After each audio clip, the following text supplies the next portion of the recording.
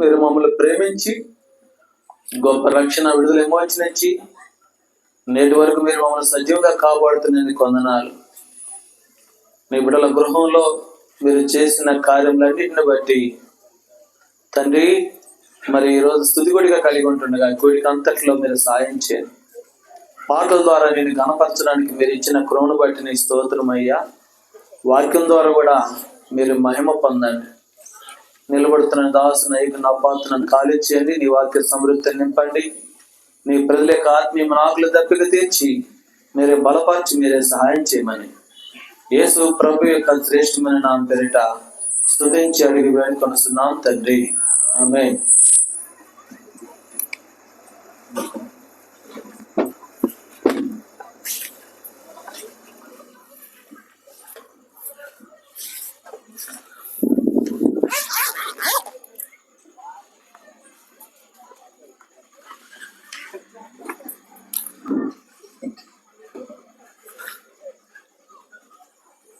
సమయంలో ఒక వాక్య భాగాన్ని చదువుకున్నాము. కీర్తన గ్రంథము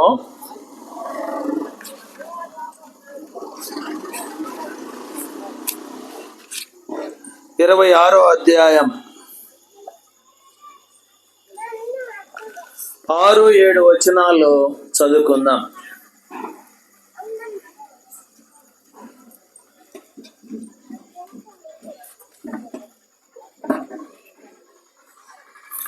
కీర్తనల గ్రంథము 26వ అధ్యాయము 6-7 వచనాలు అందరము కలిసి చదువుకుందాం. ఏరి శైలాస్ ఏడి ఎడా ఎక్కడో ఉంటే ఎట్లా పిలుపు ఉన్నాడా? రైట్. మరి ఇంట్లో వాళ్ళందరూ ఉండాలా. మరి ఇంట్లో వాళ్ళు మీటింగ్ పెట్టుకునేటప్పుడు ఇంట్లో వాళ్ళందరూ ఉండాలా. పిల్లలందరూ ఉన్నారా? మనవాళ్ళు మనవరాళ్ళు సంఘం అంతా రైట్. 6వ వచనం 7వ వచనం అందరం కలిసి చదువుకుందాం.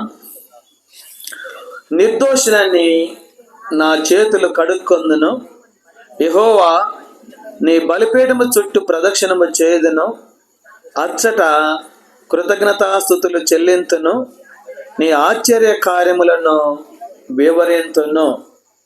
ఆశ్చర్య కార్యములను వివరింతును. ఇక్కడ చదువుకున్న ఈ భాగంలో దైవజనుడు దావీదు తను అంటున్న మాట ఏంటంటే 6వ వచనంలో 2వ భాగంలో, యెహోవా నీ బలిపీఠము చుట్టూ ప్రదక్షిణము చేయుదును. నీ బలిపీఠం చుట్టూ నేనేం చేస్తాను? ప్రదక్షిణం అంటే బలిపీఠం చుట్టూ నేను తిరుగుతూ ఉంటాను. బలిపీఠం చుట్టూ తిరుగుతూ ఉంటాను. అచ్చట కృతజ్ఞతాస్తుతులు చెల్లించుదును. అచ్చట ఏం చేస్తాను? నేను కృతజ్ఞతాస్తుతులు చెల్లించుదును. కాబట్టి బలిపీఠం చుట్టూ తిరుగుతానంటున్నాడు. అచ్చట కృతజ్ఞతాస్తుతులు చెల్లించుదును అంటున్నాడు. 3వ మాట ఏంటంటే నీ ఆశ్చర్య కార్యములను వివరింతును. దావీదు ఏమంటున్నాడంటే నీ ఆశ్చర్య కార్యములను నేను వివరింతును. కాబట్టి ఈ ఇంటిలో మరి కృతజ్ఞతా కూడిక, ఈ కూడిక పేరు ఏంటంటే కృతజ్ఞతా స్తుతి కూడిక. దేవుడు ఈ సంవత్సరం అంతటిలో ఈ కుటుంబంలో మరి అక్కులన్న అట్లనే ప్రెస్కెళ్ళమ్మ, కుమారులు, కోడళ్ళు, మనవళ్ళు, మనవరాళ్ళు, మరి వీరి కుటుంబంలో దేవుడు ఎన్నో మేలు చేస్తూ వచ్చాడు. మరి ఆ మేలు గురించి చెప్పాలంటే చాలా టైం పట్టిద్ది. ఎందుకంటే మరి అకులన్న కానీ, ప్రిస్కిల్లమ్మ కానీ, శైలాస్ కానీ వీళ్ళందరూ కూడా మరి ఏదో ఒక అనారోగ్యం, పిల్లలకు అనారోగ్యం వచ్చిందని కానీ మందిరానికి వస్తారు, ప్రార్థన చేయించుకుంటారు, మళ్ళీ వస్తారు. దేవుడు వ్యాధుల నుండి, కష్టాల నుండి ఎన్ని ఇబ్బందుల నుంచి కూడా విడిపిస్తూ వచ్చాడు. కాబట్టి అందుకనే కృతజ్ఞతాస్తుతులు చెల్లించాల. అమ్మ ఆ దారికి అడ్డం కూర్చోవద్దు. కాబట్టి కృతజ్ఞతాస్తుతులు చెల్లించాల. అందుకని ఇక్కడ రాయబడిన మాట దైవజనుడు దావీదు ఏమంటున్నాడంటే, అచ్చట కృతజ్ఞతాస్తుతులు చెల్లించుదను, నీ ఆశ్చర్య కార్యములను వివరింతును. ఆశ్చర్య కార్యాలను ఏం చేస్తాను? నేను వివరిస్తాను. కాబట్టి ఈ రోజున దేవుని బిడ్డలంగా మరి కుటుంబంలో జరిగించబడిన కార్యాలు ఆశ్చర్య కార్యాలు. వాస్తవానికైతే ఆయన నమ్మి ఆయన విశ్వాసం ఉంచిన తర్వాత మనకు ఎలాంటి శోధన వచ్చినా, ఇబ్బంది వచ్చినా, కష్టం వచ్చినా, నష్టం వచ్చినా మనం ప్రార్థన చేసుకుంటాం. ప్రార్థన చేసుకున్నప్పుడు దేవుడు మనకు తోడుగా ఉంటాడు. మనకేం చేస్తుంటాడు? ఆయన మన అన్నింటిలో మనకు సహాయము చేస్తూ ఉంటాడు. ఆశ్చర్యమైన కార్యములు ఆయన మన పక్షాన జరిగిస్తూ ఉంటాడు. అందుకనే మనం ఏం చేయాలంటే మరి ఆయన ఆశ్చర్య కార్యాలను వివరించాలి. ఇట్లాంటి స్తుతి కూడిక పెట్టుకున్నప్పుడు, ఇలాంటి మీటింగ్స్ పెట్టుకున్నప్పుడు మరి ఆశ్చర్య కార్యాలను మనము వివరించాలి. దైవజనుడు దావీదు అంటున్నాడు కదా, అచ్చట నేను కృతజ్ఞతాస్తుతులు చెల్లిస్తాను, నీ ఆశ్చర్య కార్యాలను నేను వివరిస్తాను.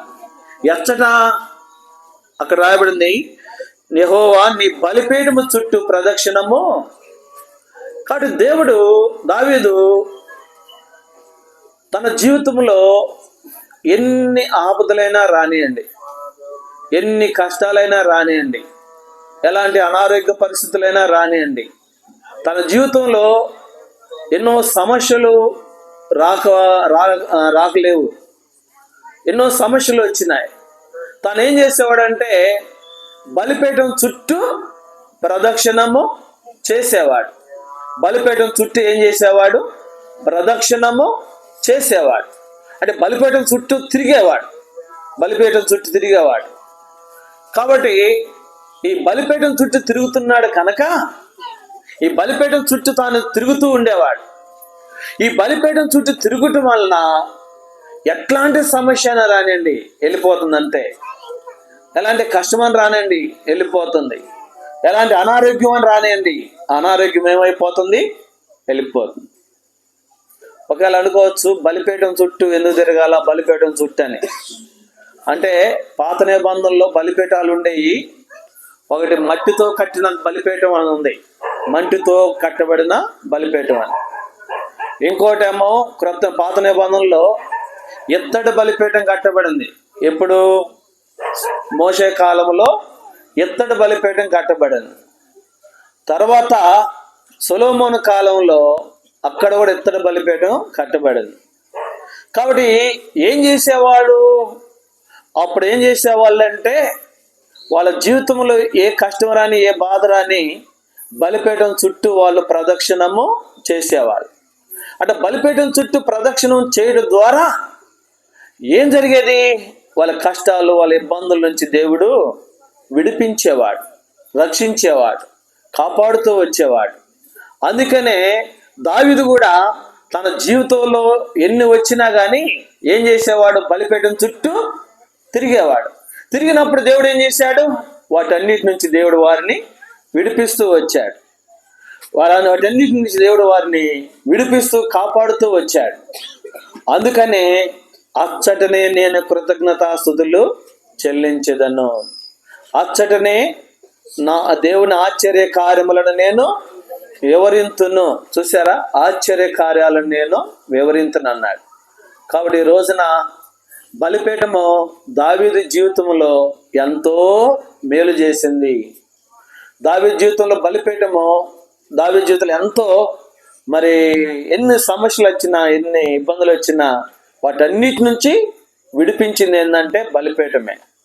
కాబట్టి అందుకనే మనం కూడా ఏం చేయాలో తెలుసిన, బలిపీఠం చుట్టూ మనం ప్రదక్షిణము చేయాల. సరే, బలిపీఠం అంటే మన ఇళ్లలో బలిపీఠం లేదు కదా, మరి బలిపీఠం ఎక్కడ ఉంది? పాత నిబంధనలో బలిపీఠమేమో ఇత్తడి బలిపీఠం ఉండేది, క్రొత్త నిబంధనలో బలిపీఠం ఏదంటే సిలువే బలిపీఠము. ఏంటి చెప్పండి? సిలువే బలిపీఠం.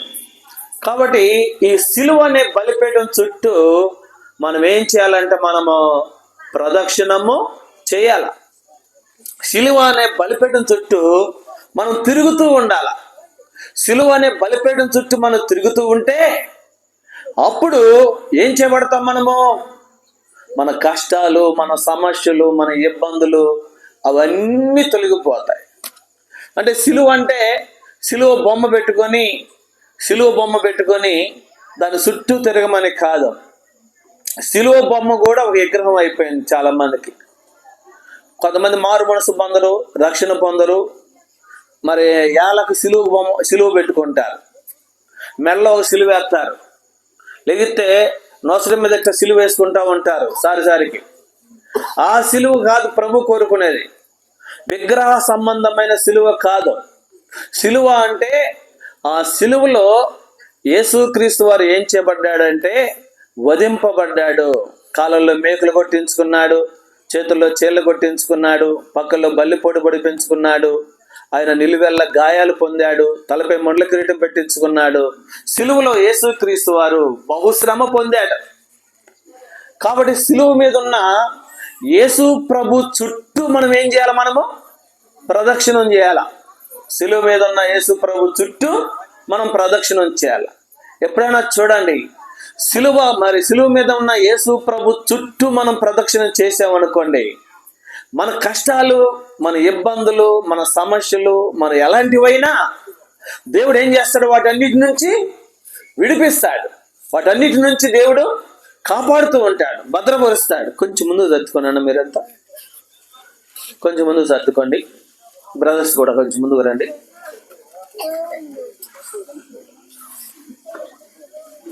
బ్రదర్స్ ముందుకు రండి.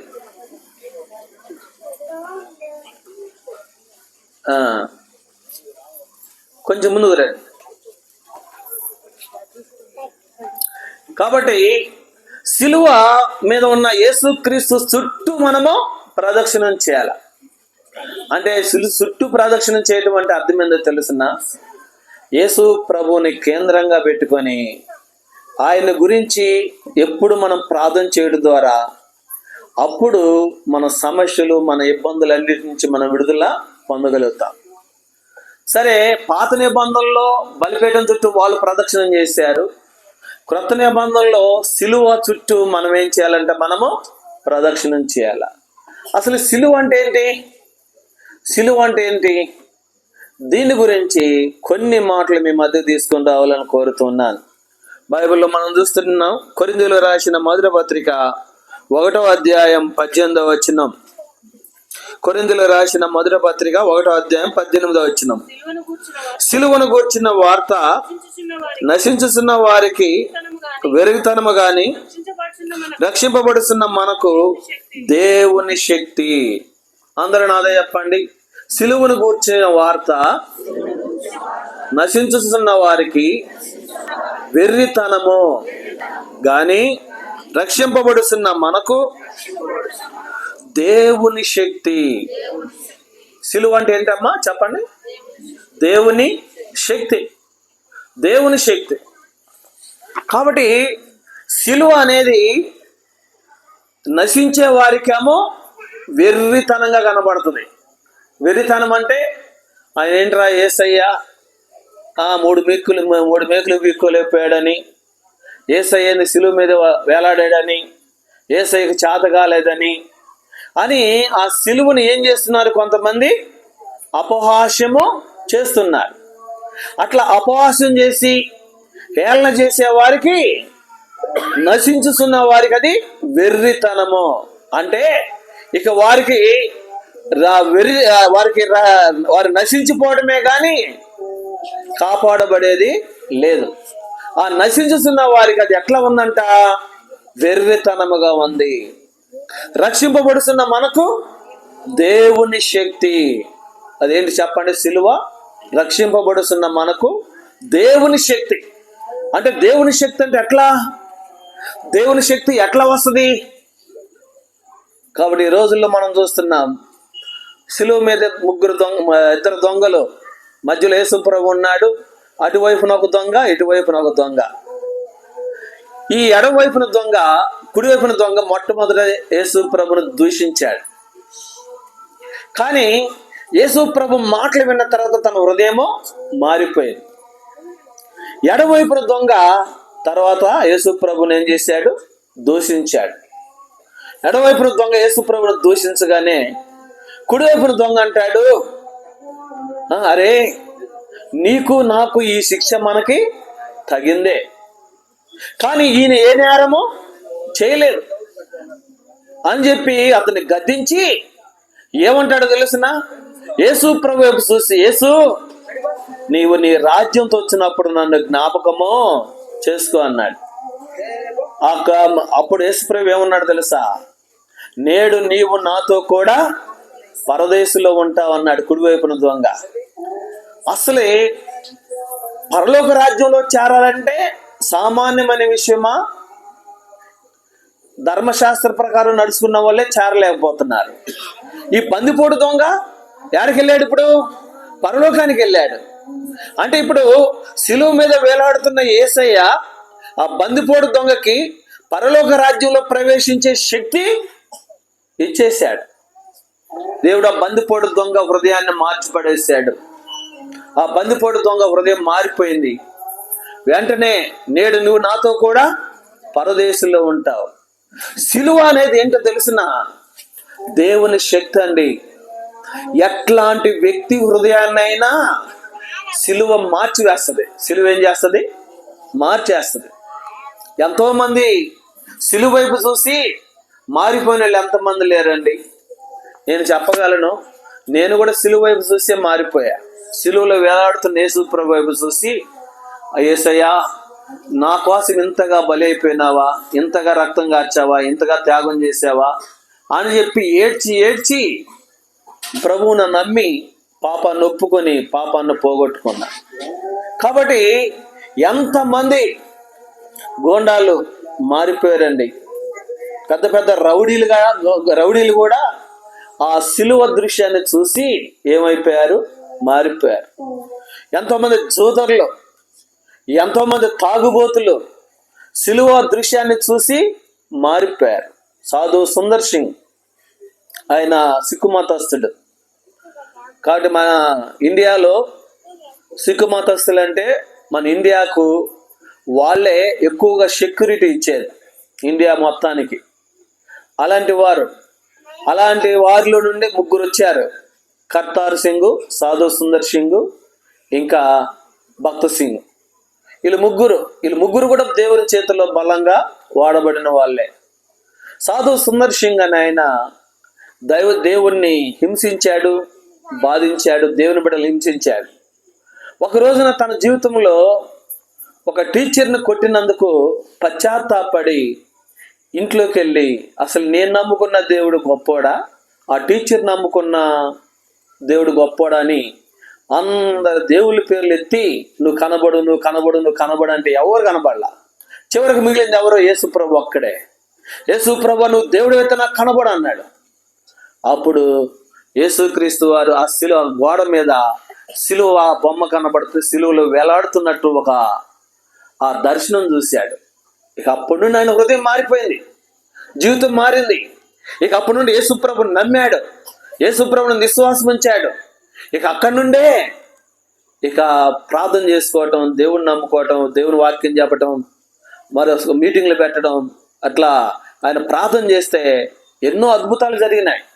ఇండియా దేశంలో, టిబెట్ దేశంలో, ఇంకా చైనా దేశంలో, ఆ ప్రాంతాల్లో బలంగా దేవుని కోసం వాడబడ్డాడు ఆయన.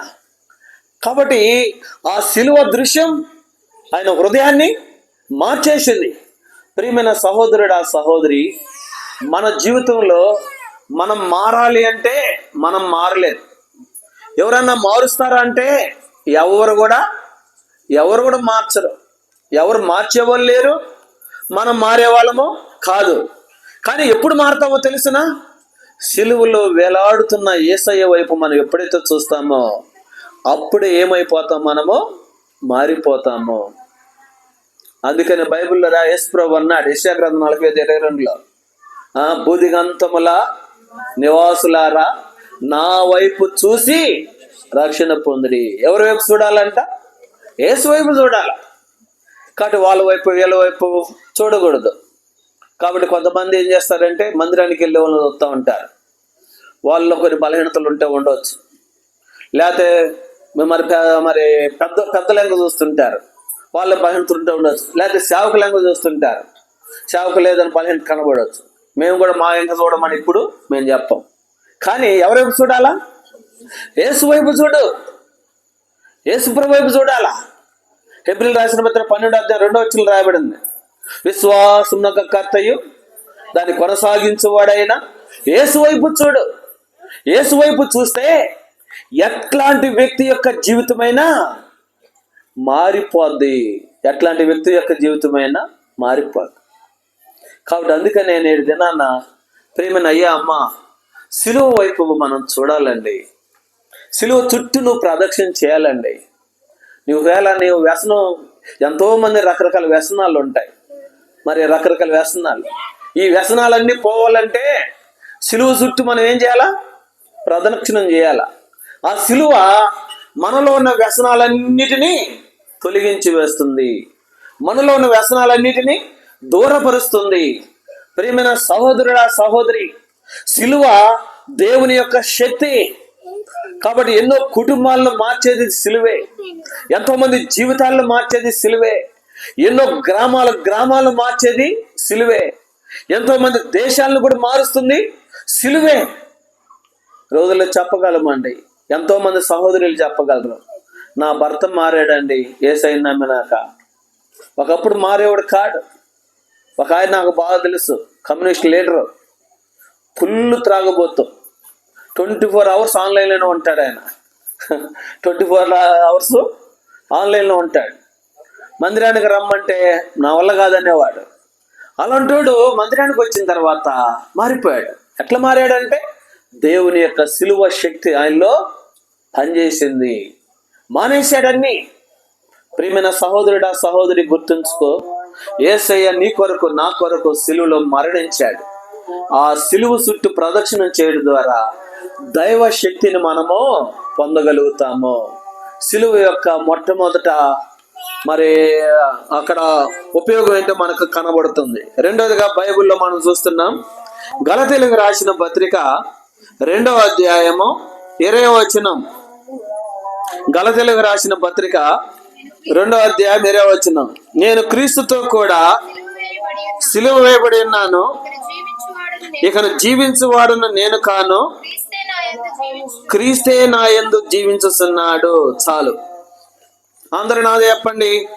నేను క్రీస్తుతో కూడా సిలువ వేయబడి ఉన్నాను, ఇక జీవించువాడను నేను కాను, క్రీస్తే నా యందు జీవించుచున్నాడు.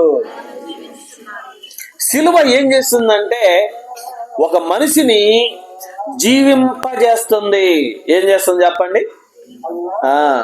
జీవింపజేస్తుందంటే ఒక మనిషికి జీవాన్ని పోస్తుంది. సిలువ ఏం చేస్తుంది? ఒక మనిషికి జీవాన్ని పోస్తుంది అన్నమాట. అంటే సిలువ ఒక మనిషి యొక్క జీవితంలో మరి జీవాన్ని పోస్తుంది. అంటే సిలువ దగ్గర రాక మునుపు మనిషి జీవితం మరణంతో సమానమైంది. ఎఫెసీయులకు రాసిన 2వ అధ్యాయం 1వ వచనంలో రాయబడింది కదా, మీరు మీ పాపముల చేతను అపరాధముల చేతను చచ్చిన వారై ఉండగా. ఏమైన వారు అంటే మనం పాపాలు అపరాధాల చేత మనం ఏమైపోయామో? చనిపోయాం, మృతమైపోయాం, శవాలైపోయాం. మనం సిలువ ఎద్దకు రాక మునుపు చచ్చిన శవాల వల్లే మనం ఉన్నాం. సిలువ ఏం చేస్తుందంటే మనకి జీవాన్ని పోస్తుంది. చనిపోయిన మనిషికి జీవాన్ని పోసినట్టు సిలువ జీవాన్ని పోస్తుంది. యేసుక్రీస్తు వారు ఆయన సిలువలో మరణించాడు. ఎందుకోసం తెలుసా? మన మరణము ఆయన మీద వేసుకొని ఆయన జీవము మనకిచ్చాడు. కాబట్టి మరణాన్ని ఎత్తివేశాడు, మనకి జీవాన్ని కుమ్మరించాడు. ప్రియమైన సహోదరుడా, సహోదరి, రాత్రి దేవుని వాక్యం ఉంటున్న నీ జీవితంలో నిన్ను జీవింపజేసేది ఏంటో తెలుసునా? సిలువే. కాబట్టి మనుషుడు రొట్టె వలన మాత్రం జీవించడు గాని దేవుని నోట నుండొచ్చు ప్రతి మాట వలన. కాబట్టి మనం అనుకుంటాము మేము తినడానికి ఆహారం ఉంది, తినడానికి సమృద్ధి ఉంది, దాన్ని బట్టి మేము జీవిస్తున్నాం అనుకుంటాం. వాటిని బట్టి కాదు మనం జీవించేది. దేన్ని బట్టి మనం జీవిస్తాము? దేన్ని బట్టి మనం జీవించేది? దేవుని యొక్క సిలువ. సిలువ మనల్ని ఏం చేస్తుంది తెలుసునా? మనల్ని జీవింపజేస్తుంది. 1వ అధ్యాయం 17వ వచనం, రోమీయులకు రాసిన పత్రిక 1వ అధ్యాయం 17వ వచనంలో అక్కడ రాయబడిన మాట మనం చూస్తున్నాం. రోమీయులకు రాసిన పత్రిక 1వ అధ్యాయం 17వ వచనం, నీతిమంతుడు విశ్వాసము మూలముగా. నీతిమంతుడు ఎట్లా జీవిస్తాడంట? విశ్వాసం మూలంగా. సిలువ వైపు చూస్తున్న ద్వారా, సిలువ చుట్టూ ప్రదక్షిణ చేయడం ద్వారా తను ఏం చేయబడతాడు? జీవించబడతాడు. ప్రేమైన అయ్యా అమ్మ, ఈ రాత్రి దేవుని వాక్యం వింటున్న నీ జీవితంలో సిలువ ఏం చేస్తుందో తెలుసా? రెండోదిగా జీవింపజేస్తుంది. కాబట్టి సిలువ నిన్ను జీవింపజేస్తుంది. మూడోదిగా బైబిల్లో మనం చూస్తూ ఉన్నాం. మరి ఎఫెసీయులకు రాసిన పత్రిక 2వ అధ్యాయము 16వ వచనం, 2వ అధ్యాయం 16వ వచనం, తన సిలువ వలన ఆ ద్వేషమును సంహరించి దాని ద్వారా వీరిద్దరిని ఏక శరీరముగా చేసి దేవునితో సమాధాన పరచవలెనని ఇలాగ చేసిన గనక ఆయనయే మనకు సమాధాన కారకుడై ఉన్నాడు. కాబట్టి ఇక్కడ సిలువ ఏం చేస్తుందంట? సమాధానం. సిలువ ఏం చేస్తుంది? సమాధానం. కాబట్టి ఎవరెవరితో సమాధానము? ఒకటి దేవునితో సమాధానము, రెండవది ఇశ్రాయేలీలు అన్యజనులు ఇద్దరికి సమాధానం. అసలు ఇశ్రాయేలీలకి అన్యజనులకు పడదాం. ఇశ్రాయేలీలకు అన్యజనులే. అన్యజనుల కాయకొచ్చి ఇశ్రాయేలు ఇంటి మీద వాలినా ఆ రోజు అలా భోజనం చేయరు. అంత బహునిష్టగా ఉంటారు వాళ్ళు ఇశ్రాయేలీలు. కాబట్టి అన్యులతో స్నేహం చేయరు, అన్యుల మధ్యకి వెళ్ళరు. ఎందుకంటే ఆ ద్వేషం ఉంది. వాళ్ళు మేము ఇశ్రాయేలీలము, దేవునికి బిడ్డలము, మీరు అన్యులు అని తృణీకారము. కాబట్టి ఇట్లా ఇశ్రాయేలీలకి అన్యజనులకు మధ్య ఒక ద్వేషం ఉంటే యేసు ప్రభు సిలువ వలన ద్వేషాన్ని ఏం చేశాడు? తొలగించి వేసి ఇద్దరి మధ్య ఏం చేశాడు దేవుడు? యేసు ప్రభు వారు సమాధానపరిచాడు. ఇద్దరిని ఏం చేశాడు? సమాధానపరిచాడు. సిలువ సమాధానాన్ని కలుగజేస్తుందండి. ఎప్పుడైనా నిజముగా యేసు ప్రభు యొక్క సిలువ సమాధానాన్ని కలుగజేస్తుంది. సమాధానం లేని వారికి సమాధానం. భార్యాభర్తల మధ్య సమాధానం లేకపోతే సిలువ దగ్గరికి వెళితే సిలువ ఏం చేస్తుంది చెప్పండి? సమాధాన పరిస్థిద్దా లేదా? సిలువ బొమ్మ పెట్టుకొని, ఆ సిలువ బొమ్మ పెట్టుకుంటే చాలు. బొమ్మను పెట్టుకుంటే సమాధాన పడతారు. కొంతమందికి మన వాళ్ళు హృదయాలు కఠినం, సమాధాన పడటానికి మనసు రాదు. కాబట్టి ఏం పెట్టుకోవాలా? సిలువ. ఆ సిలువ దగ్గరికి వెళ్ళినప్పుడు ఏం గుర్తు వస్తుంది? యేసు ప్రభు ముఖాన్ని ఉమ్మి వేశారు. ఆయన యేసు ప్రభు ఏమన్నా మాట్లాడా? యేసు ప్రభుని గడ్డం పెరిగి వేశారు. అట్లాంటి శ్రమలు ఏమైనా వచ్చినాయా మనకి? రాకపోయినా యేసు ప్రభు మరి అన్ని శ్రమలను మించాడు. మనం ఎందుకు అసమాధానంగా ఉండాలి? సమాధానంగా ఉండడం నేర్చుకోవాలి. సిలువ సమాధానాన్ని కలుగు చేస్తుంది. కాబట్టి భార్యాభర్తల మధ్య సమాధానం, బంధువుల మధ్య సమాధానం, అన్నదమ్ముల మధ్య సమాధానం, అక్కచెల్లెల మధ్య సమాధానం. ఈ సమాధానం ఎట్లా? సిలువే ఆ సమాధానాన్ని తీసుకొని వస్తుంది. ఆ సిలువ దగ్గరికి వెళ్ళినప్పుడు మనం సిగ్గుపడతాం. ప్రభా, ముఖాన్ని ఉమ్మి వేయించుకున్నావు, గడ్డం పెరిగి వేయించుకున్నావు, కాళ్ళలో మేకలు కొట్టించుకున్నావు, చేతుల్లో చీరలు కొట్టించుకున్నావు, అంత శ్రమ నాకు లేదయ్యా. చిన్నదానికే నేను అసమాధానంగా ఉంటున్నానే, చిన్న చిన్న విషయాలకే అసమాధానంగా ఉంటున్నానే. నువ్వు అంత శ్రమ అనిపించినా కానీ నువ్వు అందరితో సమాధానంగా ఉన్నావు కదా ప్రభా. కాబట్టి ఆ సిలువ వైపు చూసినప్పుడు ఏమొస్తుందో తెలుసిన? మనకి సిగ్గు వస్తుంది. మనకి ఏమొస్తుంది? సిగ్గు వస్తుంది. అయ్యో, అట్లా నేను ఉండలేకపోయాను, ప్రభువులాగా నేను ఉండలేకపోయానని. ఆ సిలువ వైపు చూసినప్పుడు ఆ దేశం అని అడ్డుగోడ ఏమైపోద్ది? కూలిపోద్ది. ద్వేషం అనే అడ్డు కూడా కూలిపోయి సంపూర్ణమైన సమాధానము వస్తుంది. కాబట్టి అందుకనే సిలువ ఏం చూపిస్తుందంటే సమాధానాన్ని కలుగజేస్తుంది. 4వది ఇంకొక మాట చదువుకుందాం. కొలస్సీయులకు రాసిన పత్రిక 2వ అధ్యాయం 15వ వచనం. కొలస్సీయులకు రాసిన పత్రిక 2వ అధ్యాయం 15వ వచనం. మరియు అపరాధముల వలనను శరీరమందు సున్నతి పొందక ఉండుట వలనను మీరు మృతులై ఉండగా దేవుడు రాతరూపకమైన ఆజ్ఞల వలన మన మీద రుణముగాను మనకు విరోధముగా నుండిన పత్రమును మేకులతో సిలువగా కొట్టి దాని మీద చేవ్రాతను తుడిచివేసి మనకు అడ్డము లేకుండా దాన్ని ఎత్తివేసి మన అపరాధములన్నిటిని క్షమించి ఇప్పుడు నాతో చెప్పండి, ఆయన ప్రధానులను అధికారులను నిరాయుధులుగా చేసి సిలువ చేత జయోత్సవముతో వారిని పట్టి తెచ్చి బాహాటముగా వేడుకకు కనపరిచెను. సిలువలోనే యేసు ప్రభు విజయాన్ని పొందాడు. ఏం పొందాడమ్మా చెప్పండి? యేసు ప్రభు సిలువలో ఏం పొందాడంటే విజయం పొందాడు. సిలువలో యేసు ప్రభు ఓడిపోలేదు. చాలా మంది యేసు ప్రభు చనిపోయాడు చేత కాలేదో అనుకుంటారు. కాదు. సిలువలోనే యేసు ప్రభు వారు ఏం పొందాడు చెప్పండి? విజయాన్ని పొందాడు. సాతాను యొక్క తలను చితకుదొక్కేశాడు. సాతాను చేతులు ఎత్తేసాడు. యేసయ్య నేను ఓడిపోయాను చేతులు ఎత్తేసాడు. అక్కడ సిలువలో ఆయన మరణాన్ని జయించి తిరిగి లేచిన తర్వాత సాతాను పూర్తిగా నిర్మూలం అయిపోయాడు. కాబట్టి సిలువ మనకేం చూపిస్తుందో తెలిసిన విజయాన్ని కలుగజేస్తుంది. సిలువ మనకేం కలుగజేస్తుంది? విజయాన్ని కలుగజేస్తుంది. ప్రియమైన సహోదరుడా సహోదరి, సిలువ విజయాన్ని కలుగజేస్తుంది. ఒకవేళ మన జీవితంలో ఓటమి పాలవుతున్నామా? మనం అనుకుంటాము ఇది చేస్తాను అనుకుంటున్నాను, చేయలేకపోతున్నాం. వెళ్దాం అనుకుంటున్నా వెళ్ళలేకపోతున్నాం. ఏది పట్టుకున్నా వెనక్కి వస్తుంది, ఏది చేసినా వెనక్కి వస్తుంది, ఏది చేయాలనుకున్నా చేయలేకపోతున్నాం. అన్నిట్లో ఓటమి పాలైపోతున్నాం అనుకుంటాం.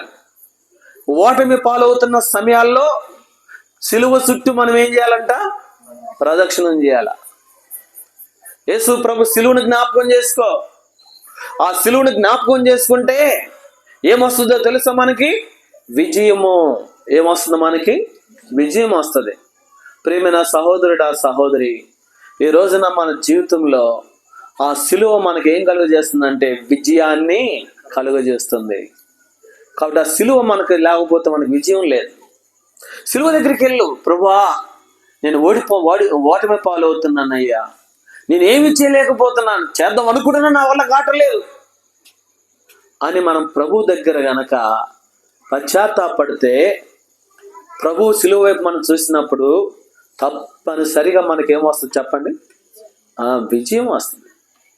మనం ఎప్పుడైనా గుర్తుంచుకోండి, ప్రార్థనలో ఎప్పుడు మన కళ్ళు మూసుకున్నప్పుడు మన కన్నులు ఎదుట సిలువ వేయబడిన యేసు ప్రభు మనకు కనబడాల. సిలువ వేయబడిన యేసు ప్రభు కనబడాల. మన యొక్క కళ్ళు మూసుకున్నప్పుడు సిలువ వేయబడిన యేసు క్రీస్తు వారు మనకు కనబడితే ఎట్లాంటి సమస్య అయినా వెళ్ళిపోద్ది. కానీ సాతానుడు సిలువ వేయబడిన యేసుక్రీస్తు గుర్తు రానికుండా చేస్తాడు. అసలు ఆ దృశ్యమే మనకు కనబడకుండా చేస్తాడు. ఎందుకో తెలిసిన? ఆ ప్రభువుని మనం చూడకూడదు. చూస్తే మన సమస్యలు పోతాయి. దావీదు అన్నాడు కదా, ఏమన్నాడు? వారు ఆయన తట్టు చూడగా వారికి వెలుగు కలిగాను. కాబట్టి వెలుగు కలిగింది ప్రభు తట్టు చూస్తే. కాబట్టి సిలువ 4వదిగా విజయాన్ని కలుగజేస్తుంది. చివరి మాట చెప్పి ముగిస్తాను. హెబ్రీయులకు రాసిన పత్రిక 12వ అధ్యాయము 2వ వచనం చివరి భాగం చదువుకుందాం. హెబ్రీయులకు రాసిన పత్రిక 12వ అధ్యాయం 2వ వచనం చివరి భాగం. అందరూ నాదే చెప్పండి. ఆయన తన ఎదుట ఉంచబడిన ఆనందము కొరకై అవమానమును నిర్లక్ష్యపెట్టి సిలువను సహించి దేవుని సింహాసనము యొక్క కుడి పార్శ్వమున ఆసీనుడై ఉన్నాడు. ఇప్పుడు యేసుక్రీస్తు వారు ఎక్కడికి వెళ్ళాడంట? దేవుని కుడిపార్శ్వానికి, అంటే సింహాసనం మీదకి వెళ్ళాడు. ఎందుకు వెళ్ళాడంటే సిలువను సహించాడు. సిలువను ఏం చేశాడు? సహించాడు. సిలువ యేసయ్యకు మంచి విలువ తీసుకొచ్చింది. ఏంటి ఆ విలువ అంటే, యేసయ్య ఇప్పుడు ఎక్కడికి వెళ్ళిపోయాడు? సింహాసనం మీదకి వెళ్ళిపోయాడు. ఎక్కడికి వెళ్ళాడు చెప్పండి? సింహాసనం మీదకి వెళ్ళాడు. పెద్ద పెద్ద భక్తులందరూ కూడా ఇట్లాంటి అనుభవంలో కూడా వెళ్ళినోళ్ళే. యోసేపు ఉన్నాడు, సింహాసనం మీదకి వెళ్ళాడు. సింహాసనం మీదకి వెళ్ళక మునుపు ఏం మోసాడు తెలుసా ఆయన? ఏం మోసాడు అమ్మా? ఏం మోసాడు ఏనా? ఇది మన వాళ్ళంతా కాము ఉన్నారు. ఏం మోయలేదా? నెలలు మోసారు. సిలువ మోసాడు. సిలువ గురించి అక్కడ చెబుతుంది. సిలువ గురించి చెప్పాడు, సిలువ అని చెప్పాలా? సిలువ అంటే ఏంది? అవమానము, నింద, శ్రమ, బాధ, హింస, ఇవన్నీ సిలువ. మరి యోసేపు అన్నల చేత ఏం చేయబడ్డాడు? కొట్టబడ్డాడు కదా, దాంట్లో త్రోసివేయబడ్డా, మళ్ళీ బయటకు తీశారా? మరి అట్లా ఎన్ని చేసి చివరికి అమ్మి వేశారా?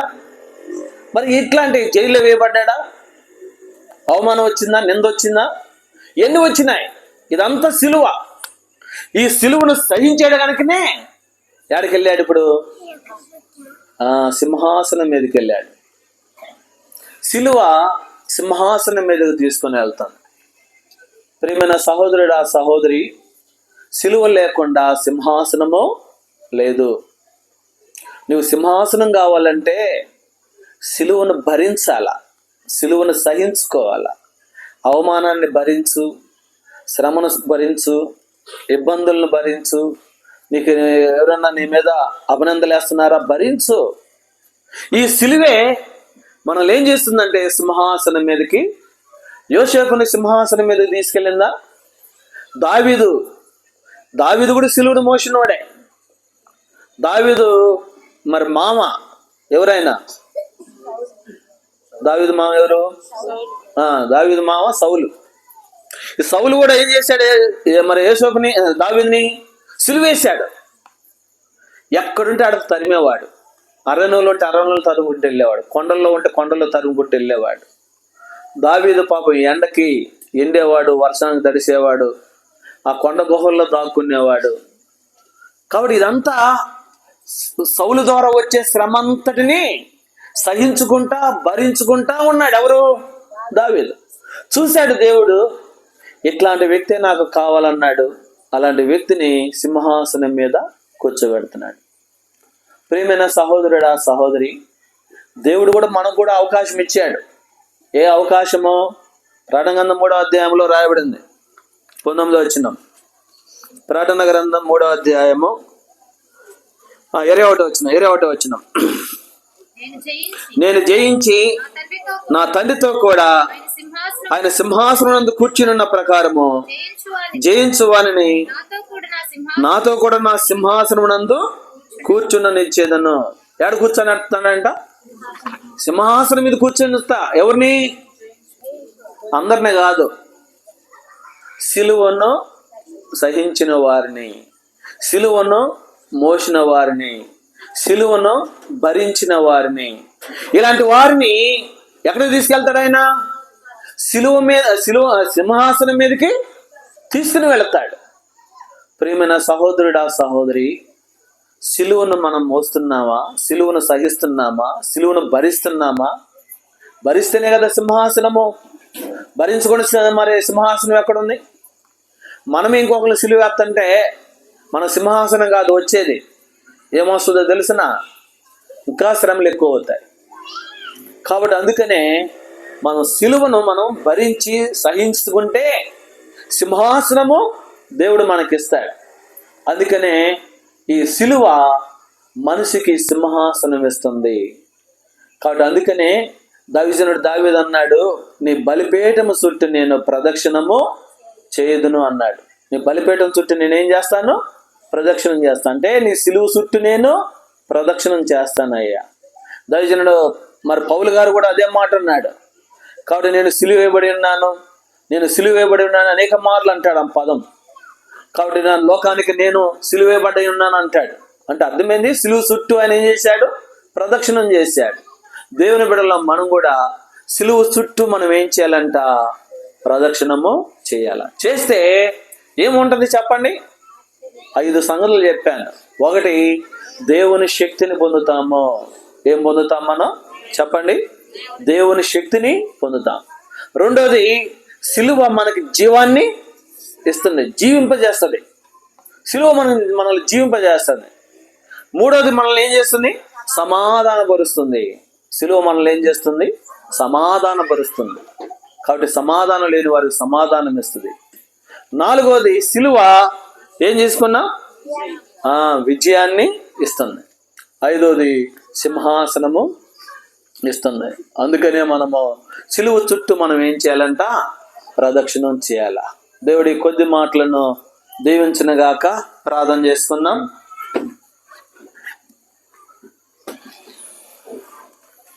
ఒక 2 దేవుణ్ణి స్తుతించి ప్రార్థన చేయండి.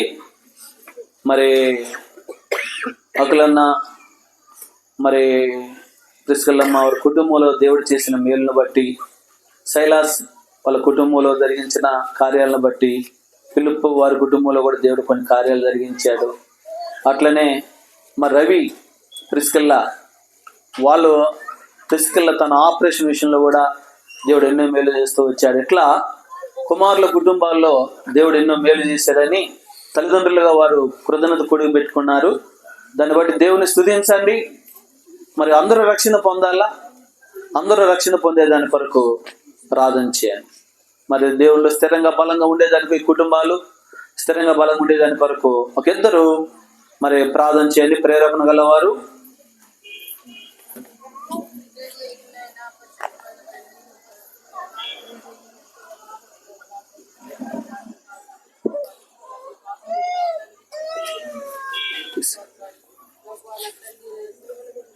ఒకసారి మొత్తం రావండి.